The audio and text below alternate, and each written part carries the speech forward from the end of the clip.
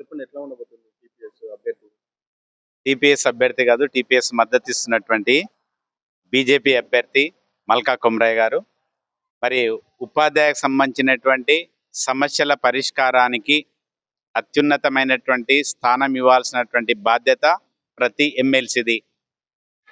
గత ప్రభుత్వం లోపట 317 జీవో వచ్చినప్పుడు ఇదే ముగ్గురు ఎమ్మెల్సీలు, అంటే ఒక ఆయన రిటైర్డ్ అయిపోయింది అనుకోండి, ఆ ఎమ్మెల్సీలు అనేటువంటిది ఏ విధంగా పనిచేసిండ్రో ఆలోచించుకోవాల్సిన అవసరం ఎంతకైనా ఉంది ఈ ఉపాధ్యాయుల లోపట.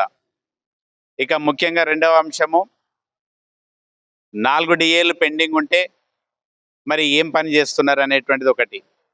అదేవిధంగా పెండింగ్ బిల్లులు ఉన్నాయి, అంటే ఉపాధ్యాయులు కూడబెట్టుకున్నటువంటి ఒక జీపీఎఫ్ పార్ట్ ఫైనల్ అనుకోండి, ఫైనల్ పేమెంట్ అనుకోండి, మెడికల్ రియంబర్స్మెంట్ అనుకోండి, లోన్లు అనుకోండి, వాళ్ళు జమ చేసుకున్న డబ్బులు తిరిగి తెచ్చుకోవడానికి కూడా సంవత్సరాల తరంబడుతున్నటువంటి సమస్యల పట్ల ఉపాధ్యాయ ఎమ్మెల్సీలు ఏం చేస్తున్నారు.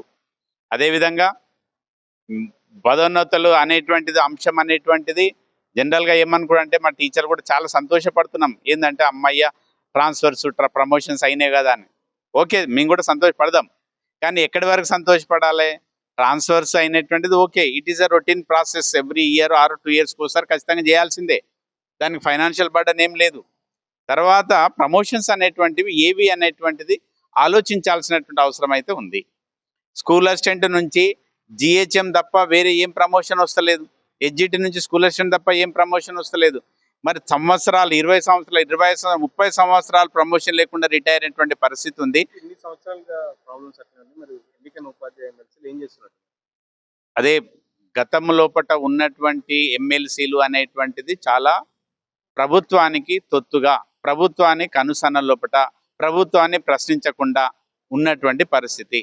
మరి రీసెంట్గా గెలిచినటువంటి గౌరవ ఎమ్మెల్సీ ఏబిఎన్ రెడ్డి గారు శాసన మండలి లోపట ప్రస్తావించిండ్రు, విషయాలపైనటువంటి, అంటే ఉపాధ్యాయ సమస్యలే కాదు విద్యారంగ సమస్యలు ఉన్నవి, ఈ విద్యారంగాన్ని ఒక స్ట్రీమ్ లైన్కి తీసుకురావడానికి ఏం చేయాలనేటువంటి ఒక మంచి సజెషన్ కూడా ఇచ్చినటువంటిది యొక్క సందర్భం ఉంది.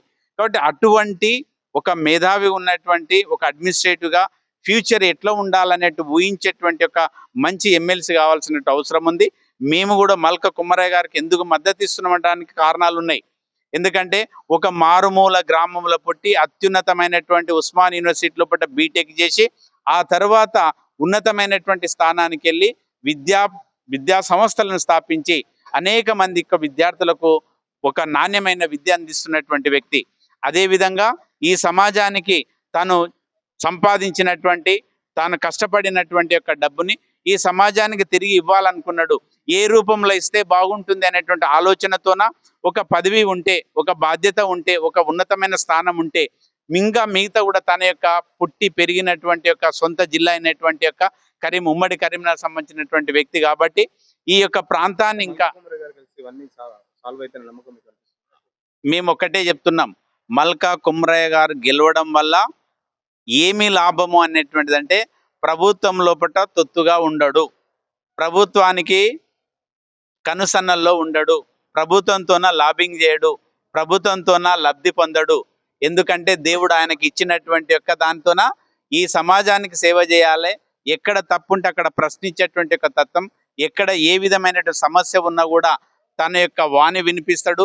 అదేవిధంగా బీజేపీ పార్టీ కూడా ఉంది కాబట్టి శాసన సభల్లోపట కూడా ఆ యొక్క ఇష్యూస్ పైన మాట్లాడేటువంటిది ఒక జాతీయ పార్టీ అభ్యర్థిగా ఉన్నాడు కాబట్టి అనేక రకాలైనటువంటి యొక్క విషయాలపైనటువంటి అవగాహన ఉంటుంది కాబట్టి ఆయన గెలిస్తేనే బాగుంటుంది అనేటువంటి ఉద్దేశంతోనే తెలంగాణ ప్రాంత ఉపాధ్యాయ సంఘం మద్దతు ప్రకటించింది.